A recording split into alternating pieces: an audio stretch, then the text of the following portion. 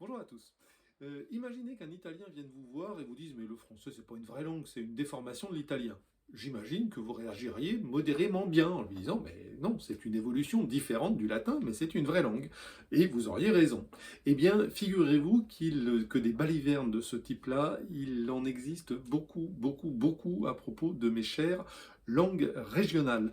Et c'est à cela que je consacre ma lettre d'information de l'Express sur le bout des langues cette semaine. J'ai élaboré une sorte de bêtisier des langues régionales. Alors je ne peux pas vous les citer tous, ça nous prendrait quelques heures là sur cette vidéo, et vous avez peut-être autre chose à faire, mais j'en ai pris trois, simplement. Alors donc je commence par ça, les éditions Belin. L'éditeur scolaire Belin, réputé être sérieux, a osé écrire à propos des troubadours, vous savez les troubadours, qui dominaient l'Europe littéraire à la fin du Moyen-Âge et qui écrivaient évidemment en langue d'oc, en occitan. Eh bien, les éditions Belin ont écrit La langue d'oc représente le français littéraire du Sud. Voilà, c'est comme si les Italiens, pour reprendre cet exemple, disaient que Molière, Balzac, Victor Hugo et les autres écrivaient en italien du Nord. Voilà, bon, c'est quand même un petit peu sportif. Deuxième exemple. Dans un journal régional normand, en l'occurrence, qui théoriquement est censé défendre et être fier de sa culture, eh bien, la Manche Libre, pour citer le nom du confrère, a écrit « Le normand n'est pas une langue, mais une déformation de la langue française ». C'est un petit peu embêtant, puisque le normand, comme le français, comme l'espagnol, comme l'italien, comme le catalan, comme toutes les autres, ce sont des évolutions différentes du latin.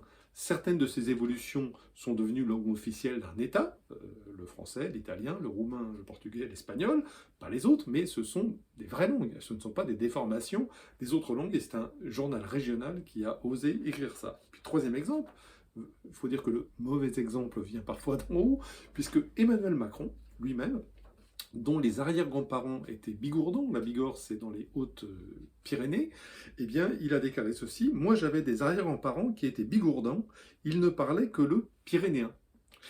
Or, le pyrénéen, ça n'existe pas. Si vous prenez la chaîne des Pyrénées d'ouest en est côté français, bien, on y parle le basque, on y parle le gascon, c'était la langue des arrière-grands-parents d'Emmanuel Macron. À côté, on parle le languedocien, on peut appeler ça du catalan si on veut, de l'occitan si on veut. À côté, il y a le catalan.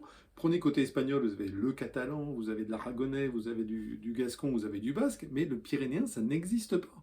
Je ne sais pas comment Emmanuel Macron avait réagi si par exemple Donald Trump lui avait dit que bah tiens Emmanuel, toi tu parles européen. Voilà, c'est la même chose. Dire ça, c'est comme si Emmanuel Macron parlait européen. Ce sont des aberrations qu'on se permet à propos des langues régionales et qui sont assez surprenantes. Pourquoi est-ce que je vous parle de ça? Ça n'est pas qu'anecdotique.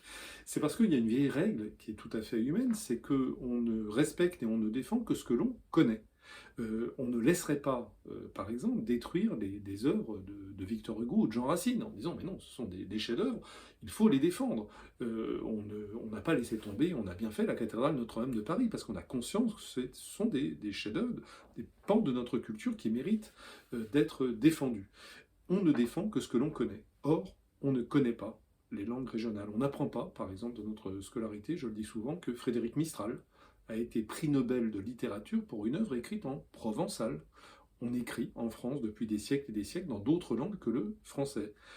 Et ces langues sont des langues de valeur comme toute langue, et donc elles méritent d'être sauvées. Et donc si on n'apprend pas cela, et si au contraire, non seulement on ne l'apprend pas, mais qu'on répond des bêtises dévalorisantes, péjoratives, je vous le montre à travers ces quelques exemples, eh bien évidemment on les laisse tomber, c'est un peu ce que fait la France, faute de connaissances. Donc je crois qu'il est possible de retourner les choses, il faut simplement diffuser l'information. Si on prend un parallèle, regardez, en matière écologique, il y a 40 ans, on était assez indifférents, on faisait des bêtises. Aujourd'hui, on a appris que c'était important, le réchauffement climatique, qu'il fallait faire attention à la biodiversité, etc. Eh bien, comme il y a une biodiversité écologique, il y a une biodiversité culturelle. Nous avons la chance en France d'avoir de multiples langues. C'est une richesse collective. Défendons-les. Et pour commencer à les défendre, il faut les connaître. Et pour cela que j'ai écrit ma lettre cette semaine. Donc plus de détails, comme d'habitude, sur la version écrite de cette lettre d'information. Pour la recevoir, c'est très simple. Sur Internet, vous tapez sur le bout des langues, vous entrez votre adresse et vous la recevez gratuitement et automatiquement chaque mardi. Si vous la recevez déjà, je le répète toutes les semaines, pardonnez-moi, mais c'est important, pensez à la faire connaître autour de vous et à faire inscrire de nouvelles personnes, puisque c'est le seul critère dont nous disposons pour savoir si ces sujets intéressent les internautes, et s'il n'y a pas assez d'internautes intéressés, eh bien on arrêtera cette lettre d'information. Donc il est important de gagner chaque semaine de nouveaux inscrits. Je vous remercie beaucoup et je vous dis à la semaine prochaine.